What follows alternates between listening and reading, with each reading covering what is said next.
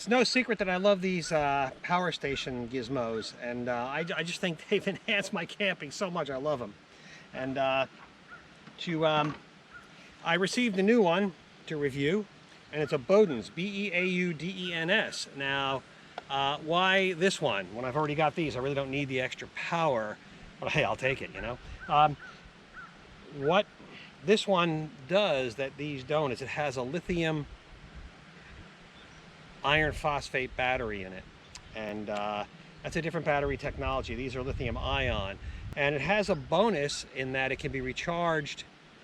Well, now I've read 1,000 times, but their description on Amazon says it can be has 2,000 charge discharge cycles.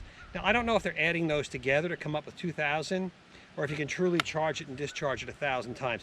Either way, it's at least double, maybe 4 times as many as these units. So the other major difference between that and these is this does not have a regulated 12-volt output. The 120 is regulated, and the which is modified sine, and the USB output is regulated, but the 12-volt output is not regulated. So when you have a device, they will often say to run this device it needs between 10 and 15 volts, and this would be fine.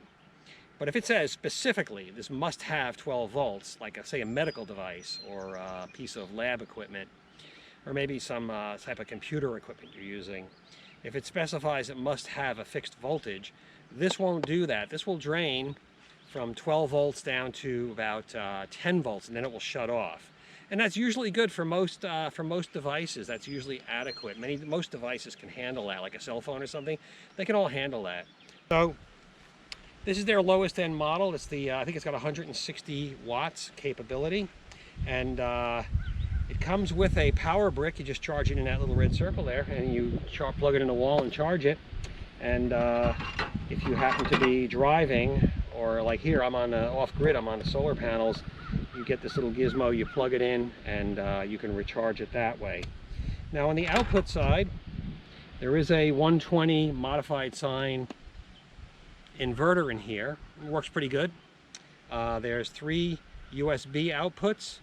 There's a flashlight. You gotta have the flashlight, and they come in surprisingly handy, these flashlights. And there is a 12 volt, 2 12 volt outputs, and to use them you use this little adapter. You plug that in, and you can plug in your 12 volt output. Now they only give you one of these when you get it. They give you 2 outputs, but they only give you one of these. So keep that in mind. It's pretty easy to make another one of these. I happen to have these connectors at home, and what I typically will do is I'll use the output connector like this, and I'll splice onto alligator clips here, and then I can connect it to anything.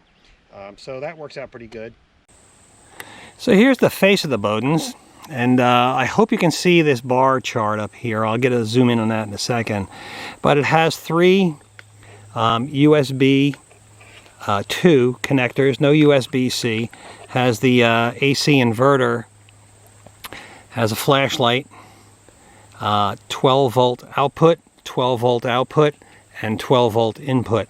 So the output is one of these adapter devices. You can put 2 of them on here, plug it in, okay, and then you have cigarette lighter, 12 volt input.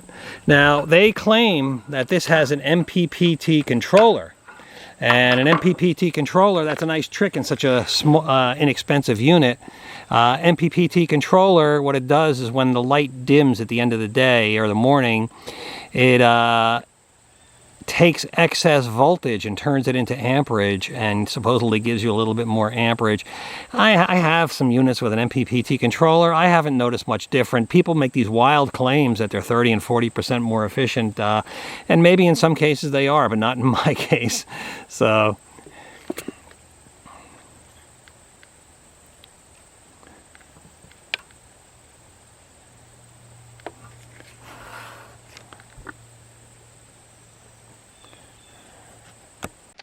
this is much more of a bare bones unit than these other guys. The display just shows you how much battery life is left, It does not give you, these will tell you the percent, the wattage that you're using, and when you're charging it, the wattage that is coming in.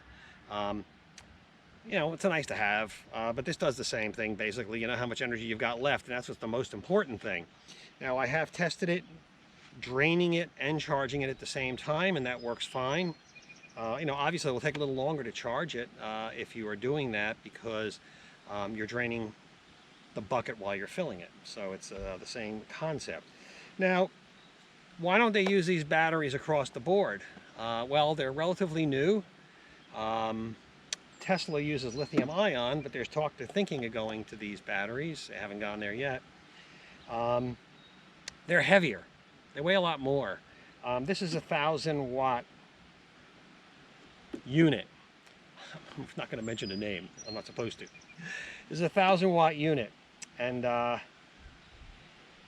if this was lithium iron phosphate, it would weigh about 10 pounds more. I think this is a 25-pound unit. It would weigh like 35 or 40. So it would be a lot heavier. And if that's a concern for you, if lifting things is a concern, well, you know, when you get into the bigger capacity lithium iron phosphate, you may want to consider that. Check the weights. But this is a lightweight unit, 160 watts, small. You know, it's about the same size as a comparable brand.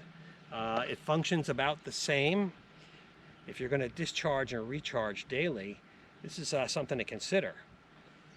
But if you have something like a CPAP or something like that that must have 12 volts, then you need a regulated output. It's comparably priced to these, and I think if you're the heavy-duty battery user, that this is a, you know, you're going to do cycle after cycle of discharging and recharging, this is certainly a good consideration. I'll put the link in the bottom to Amazon to purchase this, and it links you right to it. And you should read the Amazon customer reviews before you buy any unit, and make sure that you're comfortable with what you're buying and that you understand what you're buying.